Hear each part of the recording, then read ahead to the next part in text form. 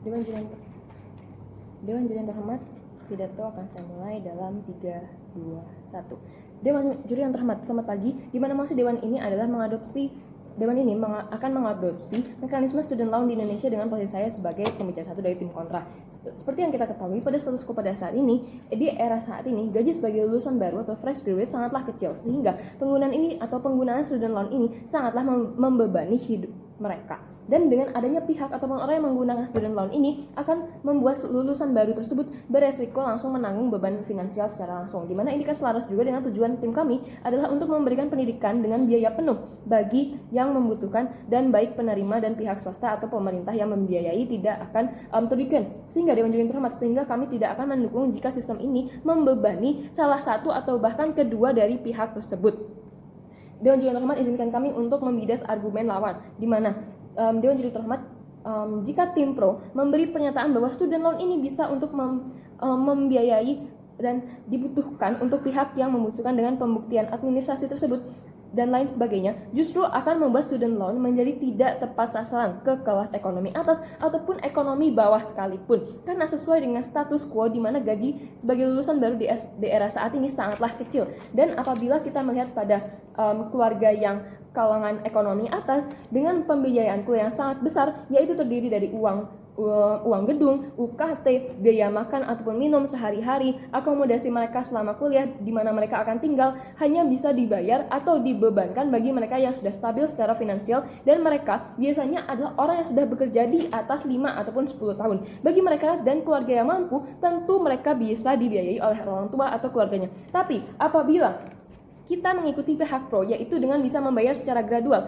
apakah gaji yang dipotong itu ataupun tidak dibutuhkan itu tidak akan dibutuhkan oleh orang tersebut? Tentu dibutuhkan, bukan? Apalagi jika kita melihat orang yang mungkin keluarganya tidak mampu ataupun dia sedang memiliki masalah keuangan, maka kehidupan dirinya sendiri saja masih harus ditanggung. Dan seperti yang kita ketahui juga, di Indonesia saat ini sebagian keluarga masih memiliki pendapat ataupun opini bahwa anak yang bekerja atau anak yang sudah memiliki pekerjaan juga harus membiayai keluarganya. Misalnya jika adiknya yang masih sekolah dan juga masih dalam kategori wajib belajar, terlebih lagi belum semua sekolah di Indonesia atau terutama sekolah negeri di Indonesia sudah gratis. Tidak semua, Dewan Juri terhormat, dan tidak semua anak memiliki PIP atau pembiayaan dari pemerintah, sehingga anak yang dianggap sudah kerja ataupun memiliki pekerjaan itu dianggap bisa membiayai adik-adiknya, atau inilah yang disebut sebagai sandwich generation.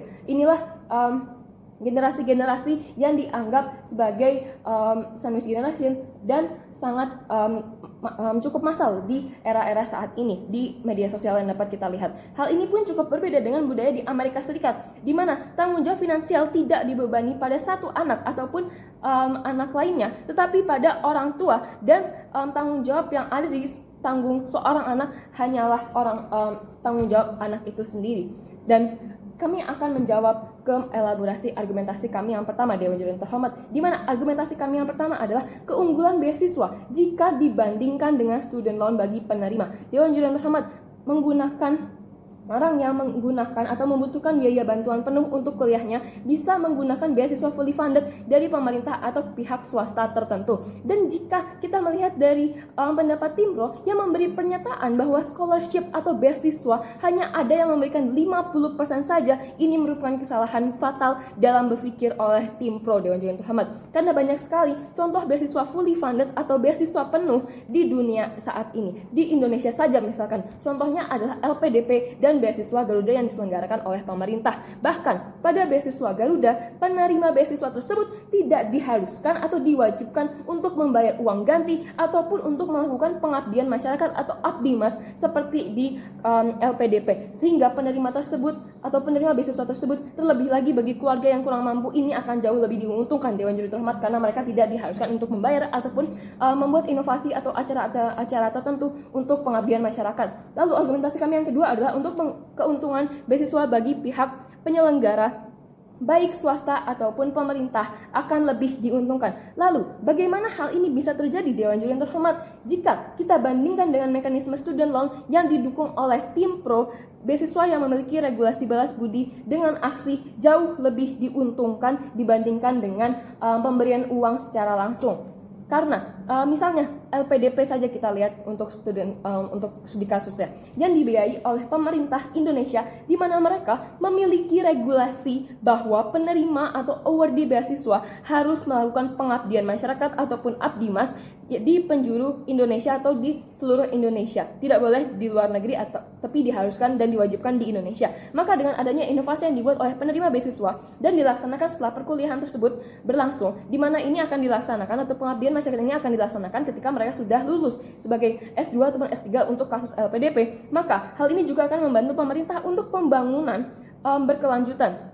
Hal ini juga akan lebih menguntungkan di era pemerintah Indonesia. Terlebih lagi jika penerima tersebut membuat inovasi ataupun ide yang berkaitan dengan pembangunan yang berkelanjutan dan selaras dengan tujuan pembangunan Indonesia, infrastruktur Indonesia pada saat ini. Maka Dewan Juri yang terhormat, pemerintah akan jauh lebih diuntungkan karena mereka akan mendapatkan inovasi atau ide-ide tersebut dari penerima beasiswa tersebut. Hal ini juga bisa kita terapkan di pihak swasta apabila Dewan Juri yang terhormat berpikir apakah kami tidak akan bisa membuat di pihak swasta. Tentu bisa, di mana pihak swasta tersebut bisa saja membuat regulasi balas budi aksi dan tidak dengan uang secara langsung tetapi dengan inovasi yang dibuat secara penerima, dan uang tersebut justru akan datang secara lebih aktif dan lebih masif. Lalu Dewan Juri yang terhormat, apabila tim oposisi dan Dewan Juri yang terhormat menanyakan bahwa seperti yang kita ketahui saat ini masih banyak penerima LPDP yang kabur dari tanggung jawabnya untuk melakukan pengabdian masyarakat ini, maka sebenarnya dengan penggunaan student loan dan adanya kewajiban untuk membayarnya atau menggantinya secara langsung tidak akan menjamin mahasiswa tersebut atau penerima tersebut akan mengembalikannya selama mereka bekerja dan sudah memiliki gaji. Tetapi LPDP dan beasiswa tersebut akan memberikan pengawasan yang sangat ketat kepada awardee atau penerima beasiswa tersebut, dan jika awardee atau penerima beasiswa tersebut tidak melakukan abdimas ataupun pengabdian masyarakat di Indonesia misalkan, atau pengabdian masyarakat untuk pihak-pihak swasta terkait yang terkait dengan pihak swasta tersebut, maka penerima beasiswa tersebut yang tertangkap basah dan tidak mau melakukan pengabdian masyarakat tersebut harus mengembalikan dana yang mereka pakai selama kuliah dengan bunga yang besar. Sehingga kami bangga menjadi tim pro, menjadi tim kontra dari mosi ini.